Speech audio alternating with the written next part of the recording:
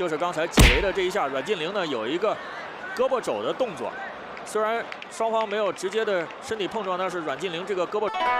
여러분 안녕하십니까? 중국 소식을 발빠르게 전하는 팅동입니다. 지난 2022년 2월 1일 중국 최대 명절 춘절에 중국 대표팀이 하노이에서 열린 2022 카타르 월드컵 아시아 지역 최종 예선 B조 8차전에서 박항서 감독이 이끄는 베트남 대표팀에 1대3으로 패하자 중국 전역이 들썩거릴 정도로 비난이 폭주했었는데요. 어느 정도였나 하면 당시 온라인상의 중국 축구 팬들이 경기 결과에 분노를 참지 못하고 중계를 보던 TV 화면을 때려 부수는 영상 등이 올라오기도 했었습니다. 그때의 서력을 갚기 위해 중국이 이번에는 중국 안방으로 베트남을 불러들였습니다. 베트남은 박항서 감독에서 프랑스 출신 필립 트루시 체제로 바뀐 이후 초기에 부진을 겪으며 많은 비판을 받았었는데요. 하지만 최근 6월 A매치 기간 이후로는 홍콩, 시리아, 팔레스타인에 3연승을 거두며 일단 논란을 잠재우는 데는 성공한 상황입니다. 반면 중국은 김판곤 감독이 이끄는 말레이시아에 1대1로 비기고 시리아에 0대1로 패하는 등 최근 2경기 1무 1패로 여전히 부진의 늪에 빠져있는 상태인데요. 베트남과의 서륙전을 앞둔 중국 축구 팬들은 과연 이번 경기 결과를 어떻게 예측했을까요? 경기 전 중국 스포츠 매체 지보바에서 이번 경기 결과에 대한 설문조사를 진행하고 있었는데요. 베트남의 승리를 예측한 축구 팬들이 47%로 가장 많았고 중국의 승리를 예측한 축구 팬들은 38%에 그쳤으며 15%만이 중국과 베트남의 경기가 무승부로 끝날 것이라 예측하고 있었습니다. 매체는 아울러 이번 베트남전에서 골을 넣을 것 같은 선수를 뽑고 있었는데요. 아무도 득점할 수 없을 것이다가 무려 46%로 1위를 차지했고 2위 우레이 15%에 이어 엘케손이 11%, 웨이스아오가 10%의 득표율을 올렸습니다. 보시다시피 이미 중국 축구에 실망할 대로 실망한 중국 축구 팬들은 베트남과의 경기에도 차가울 정도로 냉소적인 반응을 보이고 있었는데요. 여기에 더해 경기 전 인터뷰에서 필립 트루시 베트남 감독이 또 예의 바르게 극딜을 날려 중국 축구의 굴욕을 선사했습니다. 중국전을 앞두고 필립 트루시 감독은 오랜만에 중국에 돌아와 중국의 오랜 친구들을 만나게 되어 매우 기쁘다. 나는 중국에 6년 이상 있었기 때문에 중국을 매우 잘한다고 먼저 밝힌 뒤 중국은 2002년 이후 월드컵에 한 번도 진출한 적이 없고 중국은 다시 월드컵에 진출하기를 손꼽아 기다리고 있으며 중국에게 축구는 매우 특별한 스포츠라면서 중국이 다시 월드컵에 진출할 것이라 믿는다고 응원을 보낸 다음 이번에 우리는 어린 선수들로 40%를 데려왔는데 대부분 대표팀에 처음 합류한 선수들이다. 그래서 대표팀 기량에 맞는 선수는 40-50%에 불과하고 나머지 40-50%의 선수들은 중국전을 통해 점검한 다음 최종 명단에 포함시킬 것이라고 밝힌 뒤 중국과 베트남은 현재 월드컵 진출을 위해 고군분투하고 있으며 양국의 축구는 같은 수준이다라고 평가를 내려 중국 축구를 한 차례 매긴 뒤 또다시 본인이 중국과 일본, 베트남에서 감독으로 지냈다는 사실을 강조하더니 베트남 선수들은 잠재력이 있다면서 20년 전 일본에서 내가 했던 것처럼 이번에는 베트남 축구를 돕고 싶다라고 인터뷰를 마쳐 중국 온라인을 뜨겁게 달궜습니다. 베트남 감독의 이런 인터뷰에도 중국 누리꾼들은 처음 딱 봤을 땐 무례하다고 생각했는데 다시 생각해보니까 우릴 추켜 세워준 것 같네. 잠시 동안 칭찬인지 욕인지 헷갈렸다. 예전 같으면 모욕이라고 생각했겠지만 지금은 베트남 감독이 우리를 위로하는 걸로 느껴지네라며 해탈한 반응을 보였습니다. 베트남 감독의 인터뷰로 결국 베트남은 저도 잃을 게 없는 경기가 되었고 중국은 이겨도 본전도 못 찾는 경기가 되었는데요. 양코비치 감독이 이끄는 중국 대표팀이 10일 저녁 다렌 스포츠 센터에서 열린 베트남과의 친선전에서 우레이의 추가골에 힘입어 결국 2대0으로 승리하며 서륙에 성공했습니다. 전반 베트남에 밀리는 모습을 보이던 중국은 후반 10분 왼쪽 터치라인 부근에서 올린 리유앙의 크로스를 받은 왕치우밍이 오른발 발리슛으로 선제골을 터뜨렸고 중국이 1대0으로 앞서가고 있던 후반 추가 시간 7분 우레이가 베트남 수비수의 패스미스를 놓치지 않고 1대1 상황에서 모처럼 득점에 성공하며 중국의 승리에 쐐기를 박았습니다.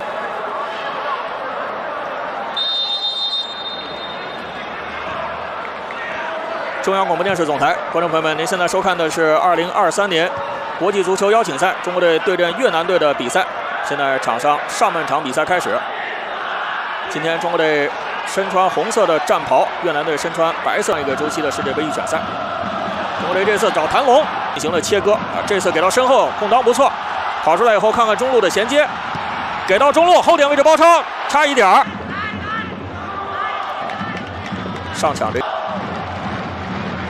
犯规的是越南队的11号中场再来看一下刚才的王上源包到这一侧，他的这个封堵很关键。的出球速度还是很快的。这次转移出来之后呢，直接打到内部空当。这次谢鹏飞呢掉到中路头球，比赛周期的经验，所以一下上来想吃掉对手，恐怕没那么容易。中国队的队员呢还是要耐状态是比较熟悉的，这也是为什么在这次来大连的阵容当中，他能够选拔大批年轻球员。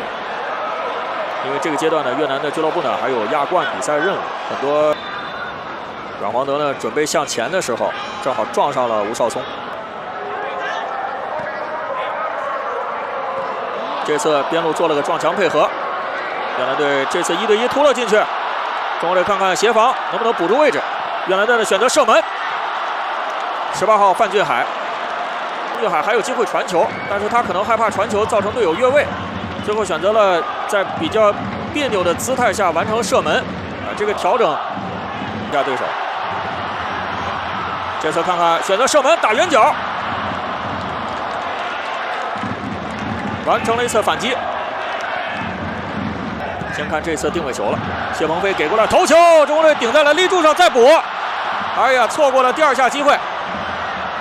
转身蒋国泰，有的启动速度快，队员的下脚速度快的对手呢，中国队需要打出连续攻势，在连续冲击当中造成对方阵型的混乱，防守的出错。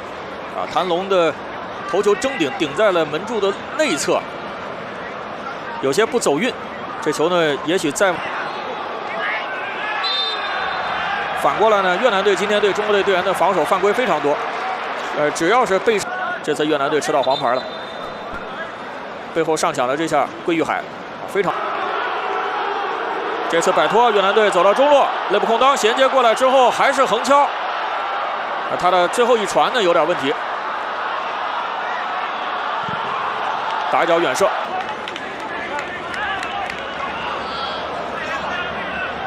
这个界外球的战术，中国队打得还是很成功的。虽然戴伟军刚才那下差点滑了，但是他用强大的腰部力量控制住回给刘洋。这球传的也准，传之前抬头看了一下中间的接应位置。王秋明这个球打得巧就巧在，他没有用蛮力他是打了个方向，这个方向变化让邓做了一次防守。中国队还是不能让越南队的阮黄德太轻易的拿球。在配合的稳定性上可能不会太好，但是冲劲儿会很足。中国队这次防守吃到黄牌了。高天意刚才是慢了一步。就来看中国队完成了抢断，直接传中给后点。哎呦，长约时间83分钟，中国队角球给到中间，头球攻门，外围有机会再打门。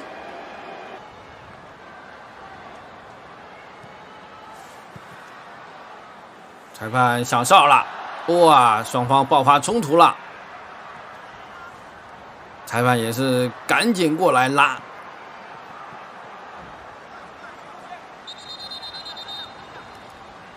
越南队这边的球员手上的动作也是确实很大，可能还是0比1落后，有点输急了眼。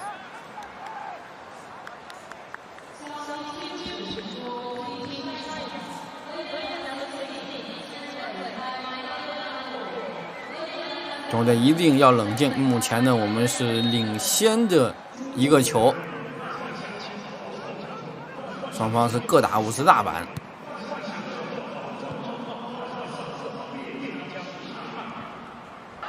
就是刚才解围的这一下，阮晋凌呢有一个胳膊肘的动作，虽然双方没有直接的身体碰撞，但是阮晋凌这个胳膊理掉了。裁判的查看，主裁判把刚才的黄牌取消，直接出示红牌，罚下了阮晋凌，直接出示了红牌。阮晋这次蒋国泰头球摆过来之后，顺势门前一扫，吴磊，不过这球越位了。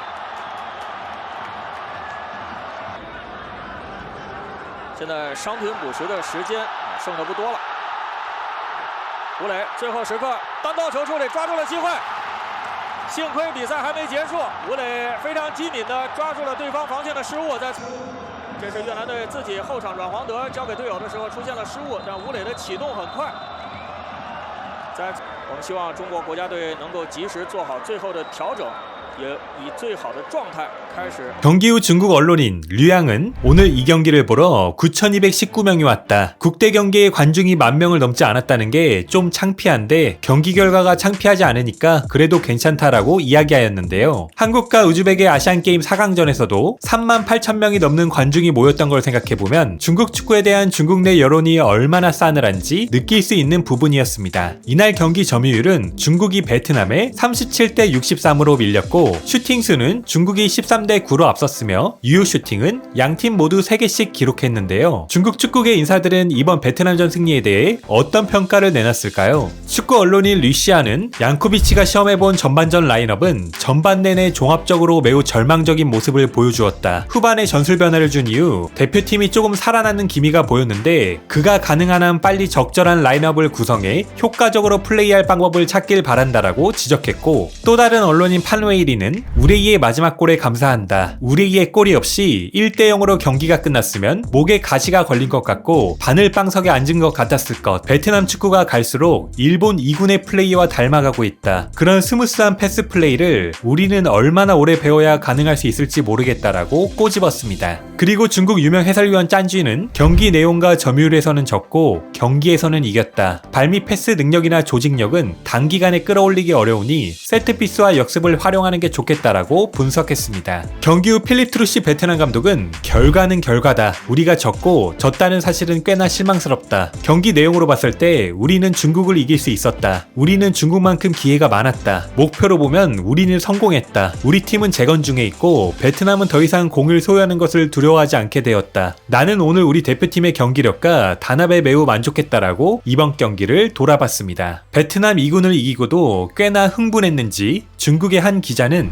필립 트루시 감독이 베트남 대표팀과 중국 대표팀이 같은 수준이라고 이야기했는데 이 평가가 맞는 건가 라는 기사를 올리기도 했습니다. 승리에 대한 기대가 없었던 만큼 과연 중국 축구 팬들의 기쁨이 컸을까요? 그럼 계속해서 중국과 베트남의 평가전에 대한 중국 누리꾼의 생생한 댓글 반응 함께 보시겠습니다. 구독, 좋아요 부탁드리겠습니다. 판쯔이왈 다들 내가 무슨 말을 할지 이미 알고 있지? 염치도 없다.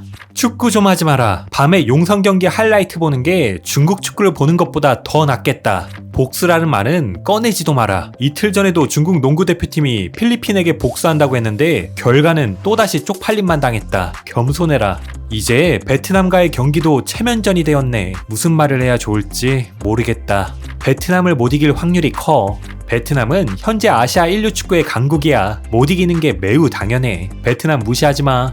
베트남에서 몇 개월 지냈는데 베트남의 축구 분위기가 아주 그냥 5년 후 중국 국대는 굉장히 어려울 거야. 이 경기 관심 없다. 미얀마랑 언제 하는지나 알려줘라. 그냥 괌 몰디브랑 하는 거나 많이 보자.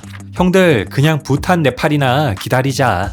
느낌이 수건은 갚지 못하고 새로운 원한만 늘어날 것 같다. 여러분, 전 베트남이 이긴다에 투표했습니다. 내가 예측해볼게. 오늘 밤 중국에 적지 않은 슈팅 기회가 오지만 아무도 골을 넣지 못할 거야. 베트남과의 대결이 명예전이 되어버렸다니.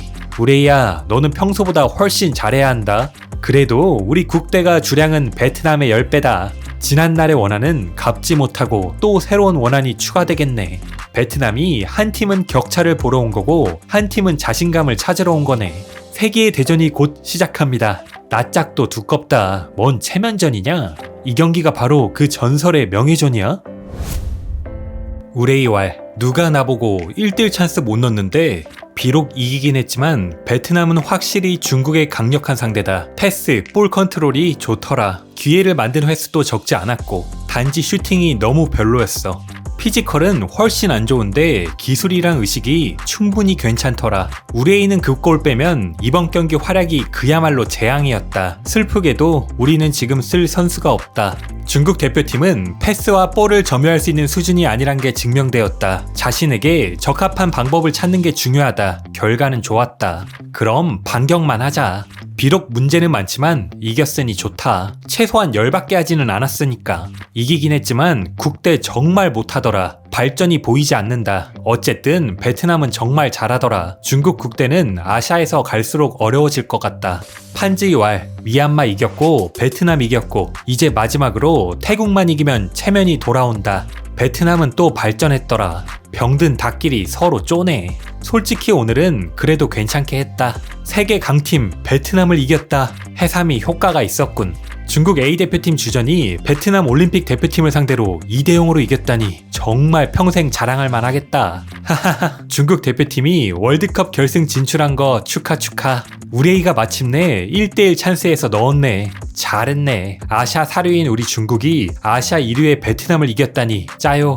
우리 중국 감독 확실히 운이 좋네. 전술이 확실히 엉망이었어. 만약 후반에 베트남 선수들 체력이 안 떨어졌으면 결과는 말하기 어려웠을 거야. 중국 국대는 지금 자신의 위치를 잘 알아야 한다. 수비 후 역습만이 기회를 살리는 길이다. 만약 우리가 볼 점유율을 가져와 반격을 노렸다면 두들겨 맞았을 거다. 이렇게 하는 게 맞다는 게 이번 경기 증명되었다. 국대의 그 기술 수준으로는 볼 점유율을 포기하는 게 낫다. 태국만 잡으면 그래도 월드컵 최종 예선 진출에 큰 희망이 생긴다. 한국전은 죽기 살기로 덤벼서 비기는 게 상책이야. 다른 팀들은 경쟁력이 없고.